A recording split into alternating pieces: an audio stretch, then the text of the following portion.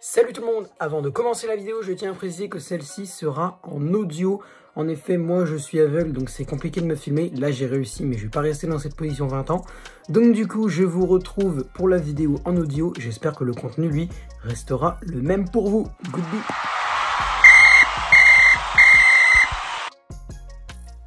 Yo tout le monde, c'est le football à l'aveugle. On se retrouve aujourd'hui du coup pour le débrief du match Manchester City PSG. Alors oui, je sais, j'ai déjà fait un débrief, mais j'ai décidé de faire un retour à froid pour mieux analyser le truc, parce que hier j'étais un petit peu sous ma couette, mais genre vraiment sous ma couette, c'est-à-dire la tête était carrément sous la couette. Donc pour respirer et vous faire un débrief de qualité pendant 11 minutes, un petit peu compliqué si tu vois ce que je veux dire, parce qu'une fois faut respirer, tu sais, respirer dans la vie c'est important, parce que si tu respires pas, je vais pas vous expliquer, mais vous savez très bien, enfin si vous avez écouté en cours de sciences quand vous avez 4 ans, normalement c'est... Enfin bref, je me perds dans mes explications moi. Donc, du coup, aujourd'hui, nous allons reparler du match Manchester City PSG. En plus, se concentrer cette fois sur le PSG, parce que hier, j'ai fait un débrief plutôt de City. Vu qu'ils avaient gagné, on devait faire la compo du vainqueur, un petit peu comme dans chaque débrief. Donc, on l'a fait, mais aujourd'hui, on va quand même parler un peu du PSG. J'avais envie de faire un débrief à froid pour une fois. Vu que j'ai le temps, autant en profiter de ce temps que j'ai pour faire un débrief. Alors on va commencer avec les individualités. Très rapidement, Keylor Navas, c'est pas forcément le joueur sur lequel j'ai envie de plus m'attarder. Il a fait un très bon match, je trouve, Navas, avec encore beaucoup de parades qui nous ont sauvé la mise. Il n'y a pas que lui qui nous a sauvé la mise, mais en particulier lui. Sur certains moments, j'étais pas très serein. Quand il faisait ses relances courtes là, je crois, je sais plus trop quoi. Mais voilà, il y avait un ou deux moments là où j'étais pas très serein. Mais en soi, franchement, très bon match de la part de Navas. Ensuite, la charnière centrale Marquinhos, Kimpembe. Pour moi, elles ont fait la charnière centrale, quoi. La charnière centrale, elle a fait les deux, quoi. Les deux ont fait un très bon match, je trouve. Marquinhos, très présent dans l'intervention dans la surface de réparation de Paris. Pour anéantir les actions, et Kimpembe, quand Marquinhos n'y arrivait pas, c'est lui qui sauvait les meubles sur la ligne, notamment pour la première action du match. Les deux ont été franchement bien. Dans le jeu, Marquinhos, Kimpembe, ils n'ont pas été très intéressants. Je les ai pas trop vus, moi, vraiment dans le cœur du jeu, à participer à une éventuelle passe à 10. Ils étaient plutôt vers l'arrière, quoi. Vraiment, c'était plutôt dans la surface de Paris à sauver les ballons. Et Dieu sait qu'il y en a eu beaucoup.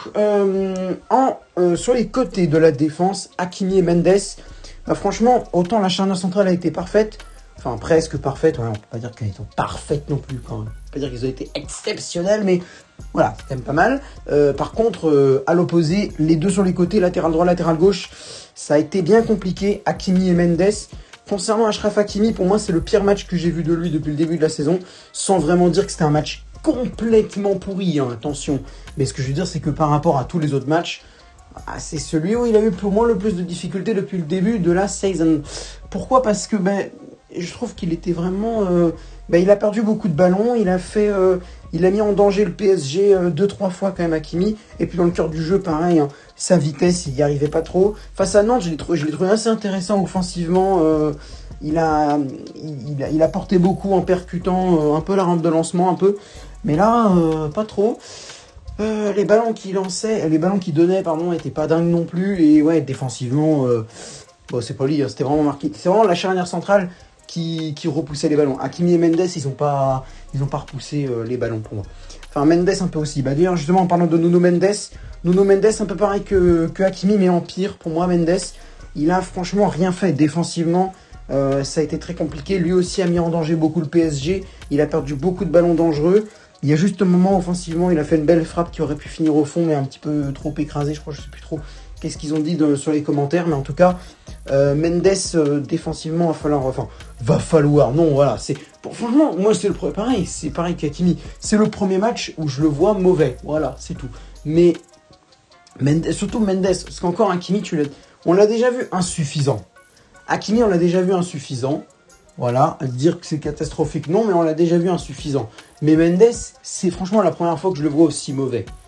Et quand je dis aussi, en disant cette phrase, je pourrais dire qu'il a été nul. Mais quand je dis aussi mauvais, c'est que tous les autres matchs, pour moi, il a été suffisant, voire très bon. Donc là, oui, c'est le seul match où je le vois vraiment pas très bien dans son jeu. c'est vraiment, je te jure, c'est le premier match, donc on va pas commencer à lui sauter dessus dès le premier match où il est pas méga bon.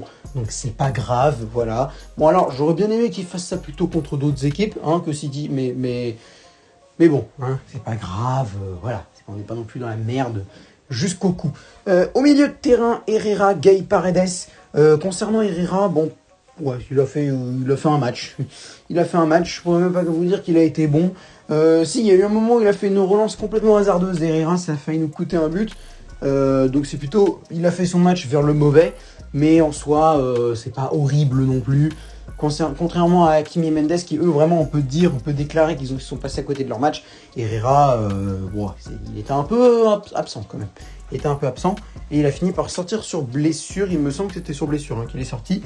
Concernant Idrissa Gana Gueye, alors Gana Gueye, lui, un peu présent dans le cœur du jeu, mais c'est pas dingue non plus. Il a pas fait un mauvais match, mais il a pas fait un bon match non plus. Voilà, on va s'en contenter. C'est pas grave, c'est pas mal. Ouais, j'aurais quand même bien aimé qu'il soit un peu plus intéressant dans le cœur du jeu, Gay. Ensuite, un peu plus cool, Leandro Paredes. Paredes, j'ai bien aimé. Pourquoi ? Parce que Paredes, déjà, il a fait plusieurs interventions défensives qui nous ont sauvés, mine de rien. Ensuite, il a distillé de bons ballons pour Neymar et Messi et les autres. Et puis, il a été un peu plus actif qu'Herrera et Gay, donc intéressant. C'est pas la première fois, même Nantes, je l'ai trouvé bien. Donc Paredes, il est sur une bonne dynamique. S'il peut continuer comme ça, moi, ça me va. Ensuite, les trois attaquants, Lionel Messi, Neymar et Kylian Mbappé. Comme je l'ai dit dans mon débrief hier, Messi et Neymar, j'ai trouvé qu'ils se sont bien. J'ai trouvé qu'ils se sont bien trouvés les deux. Oui, je sais, j'ai essayé de trouver un moyen de ne pas répéter le mot trouver 2 fois de suite, mais j'ai pas réussi. Donc ouais, bref, ils se sont bien trouvés les deux, franchement. C'est pas la première fois que je vois ça. Pareil, face à Nantes, j'avais vu ça aussi. Mais, enfin, ouais, j'avais vu. Ouais, c'est bon, j'avais vu ça aussi. Et du coup, Neymar et Messi, alors avant, je les trouvais pas très combinants les deux. Évidemment, c'est pas surprenant parce que les deux ont joué pendant quelques années à Barcelone. Mais là, depuis qu'ils sont arrivés, j'ai pas trouvé une bonne entente entre les deux au niveau des Neymar qui passe à Messi, Messi qui passe à Neymar. Dans les attaques parisiennes, c'est généralement eux qui apportait un peu le danger, enfin qui se rapprochait des buts d'Ederson, donc pas mal. Pareil, face à Nantes, j'ai trouvé ça aussi, comme j'ai dit. Pareil, si les deux peuvent continuer à se trouver bien comme ça, c'est pas mal, franchement, ça peut apporter de bonnes actions. Concernant Kylian Mbappé, il a apporté beaucoup de vitesse. Bon, devant le but, je ne l'ai pas trouvé dingue. Bon, il a marqué, hein, très bien, mais il y a un truc qui... Voilà, il n'a pas eu beaucoup d'occasions de marquer, mais je sais pas, je trouvais que devant le but, là, ça allait pas trop. Messi, Neymar, je sais pas, ils n'ont pas vraiment eu beaucoup de... Messi, Neymar, je suis même pas sûr qu'ils ont vraiment... Si, Neymar a tiré un peu comme Mbappé, Messi, par contre, je crois pas qu'il ait eu d'occasion face à face vraiment à Ederson. Il n'a pas vraiment eu d'occasion de marquer manifeste comme Neymar et Mbappé l'ont eu, et Mendes aussi d'ailleurs. Donc voilà, mais Mbappé... ça va, c'était pas un match nul, mais voilà. Alors ensuite, le coaching du coup de Mister Pochettino. Alors, de là à dire, ouais, moi j'aurais fait ça, c'est n'importe quoi, voilà, mais il y a quand même quelques trucs que je veux dire qui me plaisent pas trop. C'est déjà l'entrée de Di Maria à la place de Gay. Alors, Di Maria, j'y sais pas trop, enfin... Alors, en soi, l'entrée de Di Maria à la place de Gay ne me dérange absolument pas. C'est juste que, en fait, il y a une autre raison qui me pousse à ne pas vraiment apprécier son... Déjà, le fait qu'il n'a pas été dingue non plus, Di Maria, hein, faut pas se le cacher. Moi, je l'ai pas vu depuis son entrée. Mais c'est pas ça forcément, parce que dès qu'il est entré, je me suis dit, ah... Non, c'est plutôt le fait que Herrera... Oui, il y a un rapport avec Herrera. Herrera, il sort remplacé par Danilo. Moi, je suis déçu, parce que déjà, Danilo, il rentre tôt. Danilo, il est rentré tôt, je trouvé. Alors, il a été blessé, hein, mais voilà. Mais j'aurais bien aimé Marco Verratti ou Jorginho Wijnaldum. Tu vois ce que je veux dire ? Et ils sont pas rentrés. Donc, je me suis dit, bon, Gay, il sort, il va pouvoir faire rentrer Verratti ou Wijnaldum. Mais non, il l'a pas fait rentrer, il a fait rentrer Di Maria.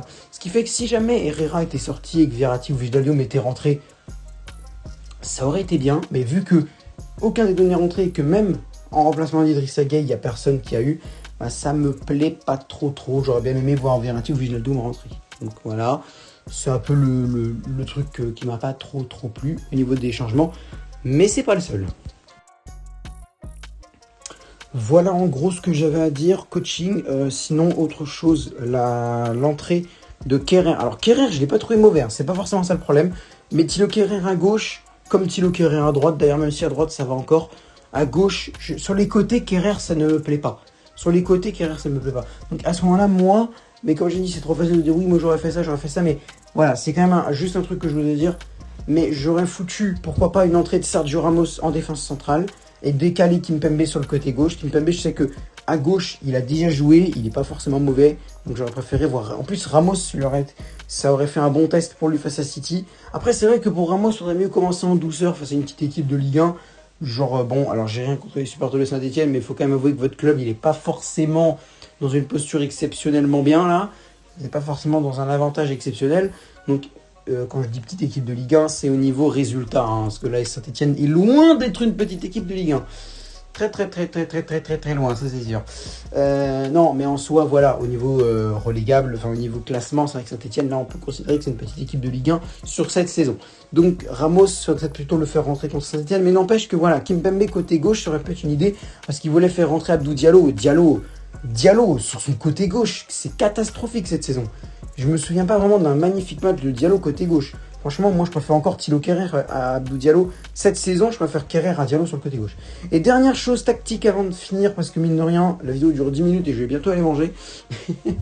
La raison, c'est les occasions parisiennes. Il n'y a aucune construction pour moi dans les occasions. C'est vraiment, on balance un énorme ballon devant. Voilà, t'en fais ce que tu veux. On essaie de trouver soit Messi, soit Neymar, soit Mbappé. Et puis hop, c'est eux qui partent en contre-attaque. Il n'y a pas de construction progressive et ordonnée, tu vas vers des attaquants, de progresser, hop, je passe à toi, je repasse à toi, je remets sur Neymar, et hop, voilà, l'action est partie. Non, les mecs de la surface, alors je veux bien que City soit dangereux en contre, c'est vrai, mais il n'y avait aucune construction pour moi. Balancer des gros ballons devant pour Neymar et tout, c'est très bien, mais à un moment, il faut essayer de construire quelque chose aussi, ça peut être intéressant. Voilà, c'est à peu près tout ce que j'avais à dire sur ce match. Merci de m'avoir écouté, parce que je suis un petit peu seul dans cette pièce, donc voilà. Merci de m'avoir écouté, et sur ce, c'était le football à l'aveugle. N'hésitez pas à liker la vidéo si elle vous a plu, à la partager, à vous abonner, pardon, parce que voilà, et à la commenter, bien entendu, aussi, si vous avez des analyses à me fournir sur le PSG. C'est vrai que du coup, j'ai fait 2 vidéos, donc à vous de décider, mais en tout cas, voilà, vous pouvez analyser le match. Voilà, c'est la fin de cette vidéo, et je vous laisse. À bientôt.